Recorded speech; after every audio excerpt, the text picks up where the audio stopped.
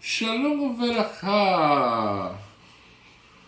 Vamos a hablar en este nuevo ciclo de programas de YouTube sobre la historia de los judíos en Cuba, la cual es muy interesante y me han pedido que hable un poco sobre eso porque se quiere conocer más, hay muchas personas que tienen interés en profundizar sobre la historia del pueblo de Israel en Cuba. Y para eso, la primera fuente que he ido estudiando ha sido la Enciclopedia Judaica Castellana, en este caso la parte que corresponde a Cuba, la cual comienza desde el periodo colonial. Y empezamos ahí en ese momento, dice: la historia de Cuba se relaciona con la de los judíos desde la fecha misma de su descubrimiento por Cristóbal Colón el 27 de octubre de 1492. Y se puede afirmar que fue un judío español el primer europeo que pisó su tierra. El 2 de noviembre de 1492, Colón envió a Luis de Torres junto con otros acompañantes para que le trajera informe acerca de los habitantes de la isla, su rey y sus recursos. Luis de Torres era el intérprete de la expedición, pues dominaba además el español, el hebreo, el arameo y el árabe. Y así aparece en el diario del primer viaje de Colón del 2 de noviembre. Y esto es una de las cuestiones interesantes sobre el descubrimiento de Cuba, que tiene una raíz grande y relación con la expulsión de los judíos de España. Porque precisamente para llegar Luis de Torres, que es considerado el primer europeo y además judío, reconocido por toda la fuente, que pisó Cuba en su calidad de intérprete, para llegar a ese momento histórico, primero hay que hablar de que los reyes de España expulsaron a los judíos de España.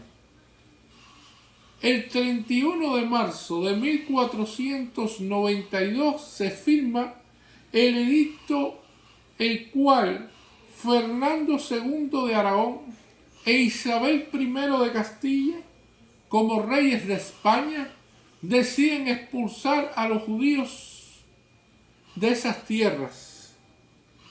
Los judíos tenían hasta finales de julio de 1492 para salir de España.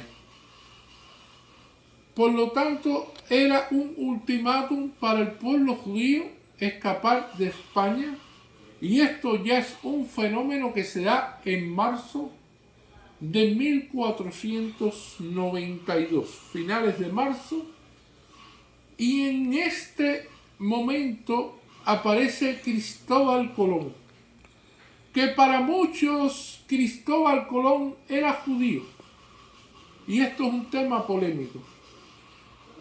Salvador de Madariaga tiene varios escritos en los cuales dice que Cristóbal Colón tenía un origen hebreo. Algunos establecen que la línea materna de Cristóbal Colón estaba ligado con Jacobo de Fontanarvea y que también es de origen judío. Y otros han determinado que la firma triangular de puntos y letras parecidas a las inscripciones de las lápidas de los hebreos fallecidos en España, la cual hacía Cristóbal Colón, también es un indicio de que es judío.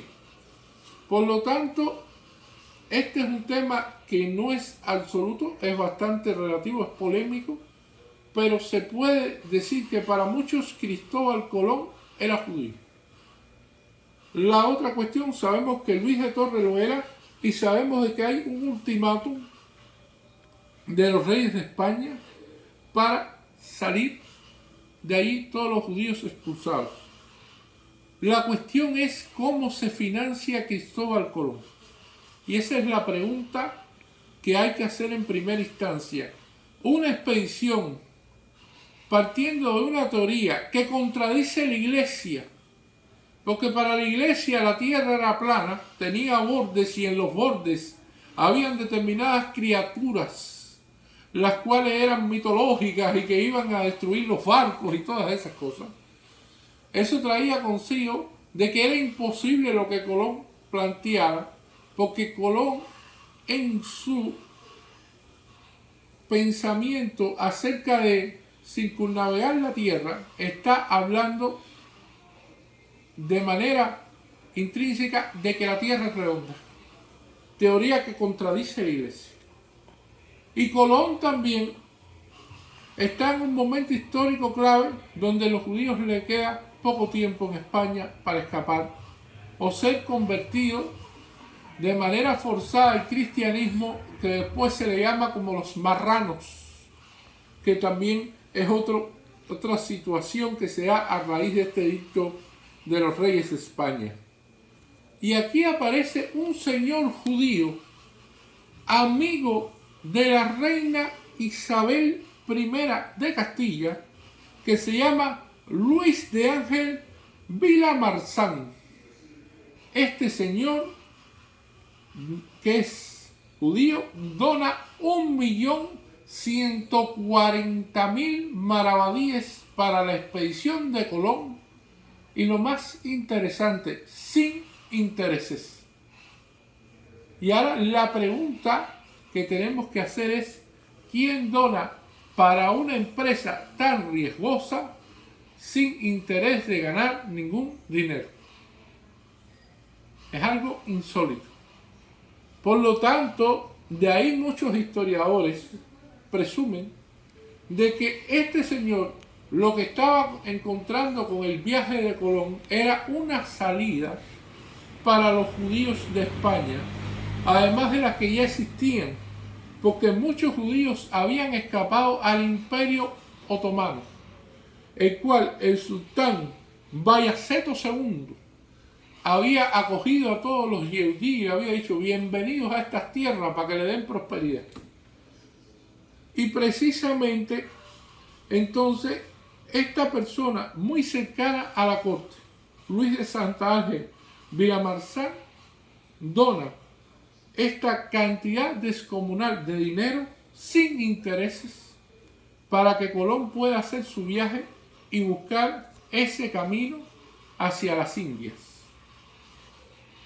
Otros mercaderes que dieron dinero para la expedición de Colón también eran judíos, como Gabriel Sánchez, que dio 860.000 maravedíes.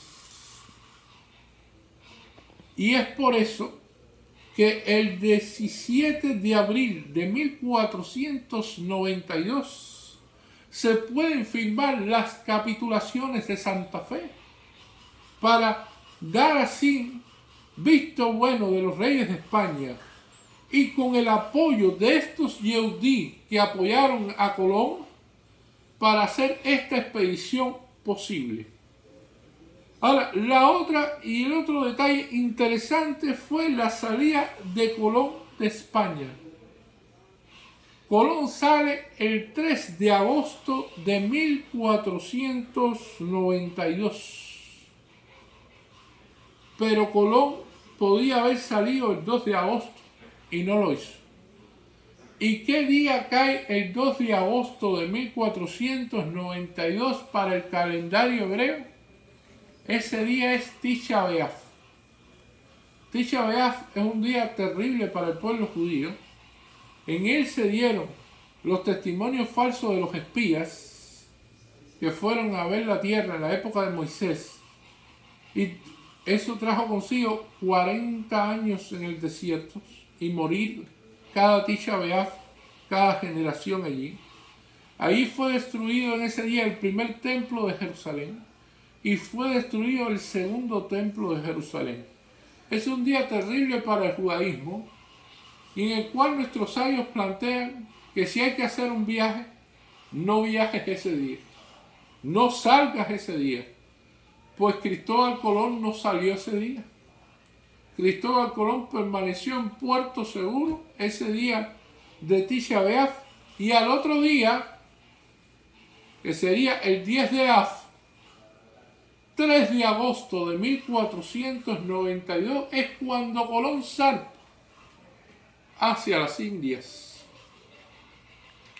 Y estos son los primeros apuntes interesantes, de los cuales muchos han llegado a la conclusión que si no se hubiera dado el decreto de expulsar a los judíos de España, no se hubiera habido la necesidad de financiar la expedición de Colón. Y si no se financia la expedición de Colón, entonces no se hubiera descubierto Cuba en la fecha en la cual se descubrió. O sea, el encuentro entre el viejo mundo y el nuevo mundo indiscutiblemente está condicionado a la expulsión de los judíos de España. Y fue entonces, en ese momento que se financió, en el cual, que sí sabemos que es judío, Luis de Torres, que ya habíamos visto que hablaba arameo, árabe, hebreo y español. O sea, conocía varios idiomas, hombre que había viajado, hombre preparado, era el intérprete que iba a hablar, porque pensaban llegar a las Indias, el Gran Khan, toda esta cuestión, y era una persona que tenía cultura, bagaje cultural para llevar esta tarea. Dice, no encontró el Gran Khan en cuya busca iba, pero quedó impresionado por la costumbre de fumar de los indígenas, y a él se debe el conocimiento del tabaco en Europa y la primera explotación agrícola española en tierras americanas. O sea, la contribución de Luis de Torres como primer europeo judío en llegar a Cuba no es solamente pisar la tierra, sino que es el padre del comercio del tabaco a nivel mundial. Luis de Torres, este judío que llega a Cuba, se da cuenta del tabaco, ve la importancia que puede tener el tabaco en el comercio, ve el potencial, plantea cultivarlo y plantea venderlo en Europa. Porque habían otras personas en la expedición y bueno, ellos venían buscando pepitas de oro, venían buscando directamente material precioso, que es lo que sencillamente a priori van a ver o van a intentar conseguir. Pero este hombre no, este hombre tiene una visión más allá y decía, no, el tabaco tiene potencial y de esto se puede hacer una gran industria que puede ser muy lucrativa. Y Luis de Torres se constituye en el padre de la industria del comercio del tabaco. Dice Colón en el mismo diario, hallaron los dos cristianos, Torres era converso, entre comillas, por el camino mucha gente que atravesaba a sus pueblos, mujeres y hombres, con un tizón en las manos, hierbas para tomar su saumerio que acostumbraban, con el cual se adormecen las carnes y cuasi emborracha, y así es que no se siente el cansancio. Colón no tuvo interés por el tabaco. Junto con los primeros españoles llegaron también los primeros judíos, de los cuales varios huían de España, dominada por Torquemada. Tenemos a Tomás de Torquemada, presbítero dominico y confesor de la reina Isabel I de Castilla, y fue el gran inquisidor general de Castilla y Aragón. Si hay alguien que persiguió más a los judíos durante la Inquisición española, la figura clave es Tomás de Torquemada. Y por lo tanto, muchos judíos escaparon y encontraron en esta vía, que es una de las cosas que pensamos por la cual Luis de Santa Ángel Villamarzán financió a Colón, poder salir hacia estas nuevas tierras, hacia esos nuevos lugares, donde no iba a haber una presencia tan activa de la iglesia y poder vivir una vida de paz. Porque siempre lo que buscamos dentro del pueblo judío es la paz. Y queríamos vivir en paz y dijeron, bueno, vámonos de aquí de España, llegamos a otras tierras, llevamos nuestras costumbres y vamos a tratar de sobrevivir en estos lugares. Y esperaban poder vivir en paz en tierras lejanas o siquiera enriquecerse rápidamente, sueño eterno de los aventureros españoles de aquella época. Según Kaiserling, Luis de Torre murió en Cuba.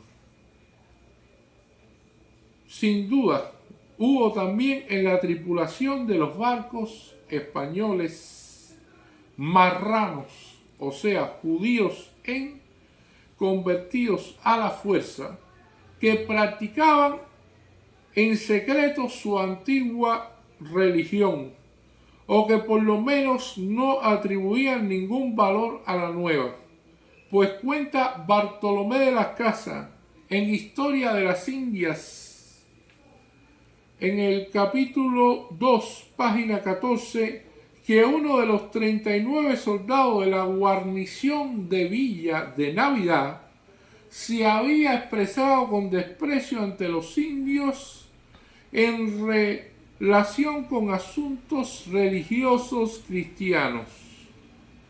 Prueba más importante son las reiteradas prohibiciones de entrada de conversos a los nuevos dominios españoles y el nombramiento en 1516 de Fray Juan Quevedo, obispo de Cuba, con el encargo principal y especial de vigilar a los cristianos nuevos que entraran en el país, pese a las prohibiciones.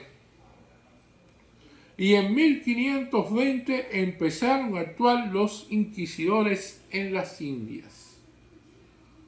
Y nosotros vemos que uno de los mayores impactos que tuvo para todos los judíos que llegaron a Cuba fueron la historia de cuando los españoles tomaron a los indios y quisieron imponerle todas las tradiciones que ellos tenían.